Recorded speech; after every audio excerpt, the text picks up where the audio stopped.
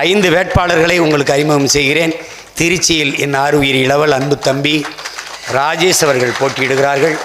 தஞ்சையிலே நம் அன்பு தம்பி கல்வியாளர் ஹுமாயூன் கபீர் அவர்கள், நாகையிலே என் அருமை தங்கை கார்த்திகா அவர்கள், மயிலாடுதுறையிலே என் அருமை தங்கை காளியம்மாள் அவர்கள், பெரம்பலூரிலே என் அன்பு மகள் தேன்மொழி அவர்கள், அவர் பேராசிரியர், என் தங்கை MA MCom, இனி இவர் பொறியாளர், இவர் ஒரு கல்வியாளர், பல கல்லூரிகளின் தாளாளர்.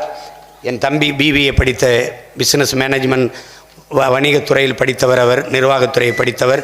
ஆக சிறந்த கல்வியாளர்கள். இவர்களின் வெற்றிக்கு நாம் எல்லோரும் சேர்ந்து உழைக்க வேண்டும், அரும்பாடாற்ற வேண்டும் என்று அன்போடு வேண்டுகிறேன். புரட்சி எப்போதும் வெல்லும்.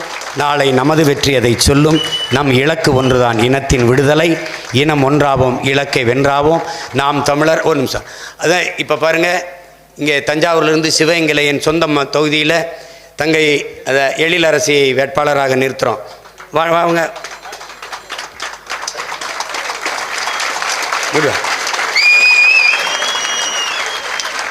எழிலரசி நேற்று வரை அவருக்கு தேர்வு இன்னும் படித்து கொண்டு எழுதி கொண்டிருக்கிறார். சிவகங்கையில் போய் நிறுத்துகிறேன். இப்போ என்னை கேட்டாங்க, நீங்கள் எப்படி சிவகங்கையில் போய் நிறுத்துறேன்னு. தகுதி இருக்குது. தகுதி இருக்கிறவள் எங்கேயும் நிற்கலாம்,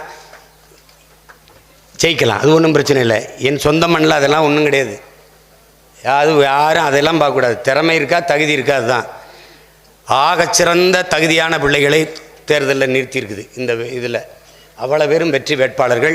எழிலரசி அவர்கள் என்னுடைய சொந்த மாவட்டமான ஊரான சிவகங்கை நாடாளுமன்ற தொகுதியின் வேட்பாளராக களத்திலே போட்டியிடுகிறார். ஒவ்வொருவரும் உங்களால் முடிந்த அளவுக்கு பேசுங்கள், எழுதுங்கள், பாடுங்கள், சித்திரம் தீட்டுங்கள், சிறு சிறு காணொளிகளை உருவாக்கி அனுப்புங்கள்.